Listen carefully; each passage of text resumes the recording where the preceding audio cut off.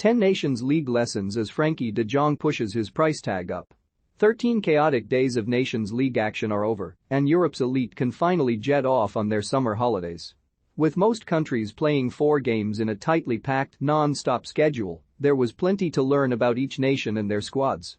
We know it was a wretched camp for England that has left many fans questioning Gareth Southgate's future, but what about the rest of Europe? Which countries are showing promise ahead of the World Cup? Which players have put themselves in the spotlight for a summer move?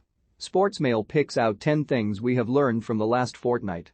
Kevin De Bruyne had a point. The Manchester City midfielder made headlines at the start of the Nations League campaign when he said that this month's fixtures were unimportant and glorified friendlies after a long and tough season.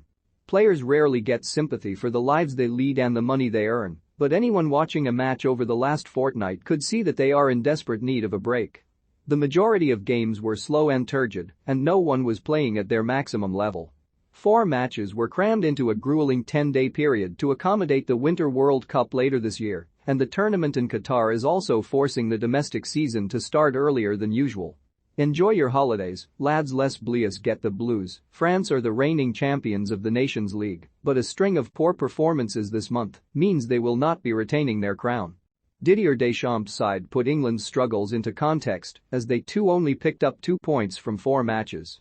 Despite possessing arguably the most potent strikers in international football in Karim Benzema and Kylian Mbappé, with a stellar supporting cast that includes Real Madrid's new £85 million signing Aurelien Tchouaméni, Les Bleus scored just 3 times and fell to home defeats by Denmark and Croatia.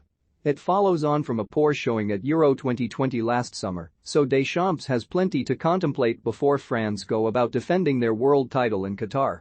Italy's post-Euros slump continues. This time last year, Italy had won 3-0 against Turkey in their opening game of Euro 2020, a tournament they would go on to win by beating England in the final.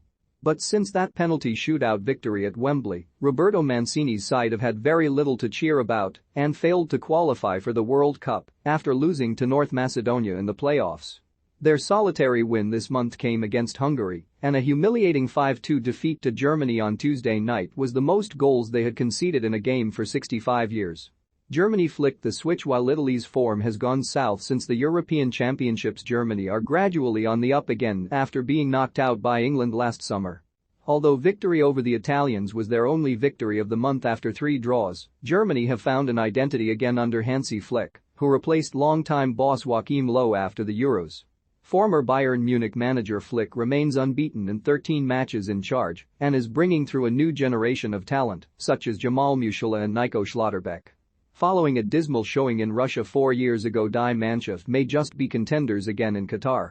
Late heartbreak for Wales this month was all about qualifying for the World Cup for Wales, but in their inaugural campaign in the top tier of the Nations League, they showed that they will do more than just make up the numbers in Qatar.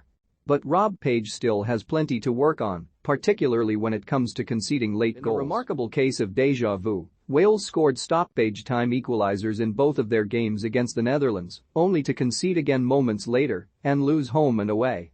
In Cardiff, Rhys Norrington-Davies headed in his first international goal to make it 1-1 in the 92nd minute before Burnley striker Wout Weghorst won it for the Dutch in the 94th.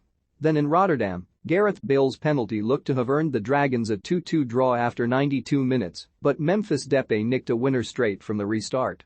"I'd rather this happen now, and we address it, than it happen at the World Cup," Bale said after the game. That's one way of spinning it. Haaland leaves City fans hungry for more. Erling Haaland's numbers for Borussia Dortmund, 86 goals in 89 games, speak for themselves, but his record in a Norway shirt is also hugely impressive. Manchester City's newest recruit scored 5 goals in this month's 4 games. No player netted more across the Nations League, as he helped Norway to wins over Sweden twice and Serbia in League B. Haaland now has 20 goals in 21 caps for his country, placing him 9th in Norway's all-time scorers list at the age of just 21. He only needs 14 more to break the record, which has stood for 85 years. His Premier League entrance can't come soon enough. Frenkie de Jong pushes his price tag up despite Frenkie de Jong confirming his desire to stay at Barcelona this summer. Reports linking him with a move to Manchester United refuse to go away, and any United fan who watched the midfielder in action for the Netherlands this month would have been left desperate for him to make the switch to Old Trafford. It was a strong international window for the Dutch, who won 3 and drew one of their 4 matches, and De Jong ran the show in the middle of the park with his calmness in possession and excellent range of passing. The 25-year-old's substitute appearance in the 2-1 victory over Wales particularly caught the eye, as he played a pivotal role in Wout Weghorst's 94th-minute winner. De Jong drove his team upfield before playing the ball out wide to Tyrell Malacia, who crossed for the 6 feet 6 inches striker to score. After he again dictated the play in the two countries' reverse meeting, Rob Page purred, "De Jong is a great player, let's hope for the fans that he can be seen in the Premier League every week next season." Brennan Johnson is Premier League ready. Wales have a superstar of their own in their ranks, and it's not Gareth Bale or Aaron Ramsey. This month's fixtures have seen 21-year-old Brennan Johnson come into his own and score his first 2 international goals.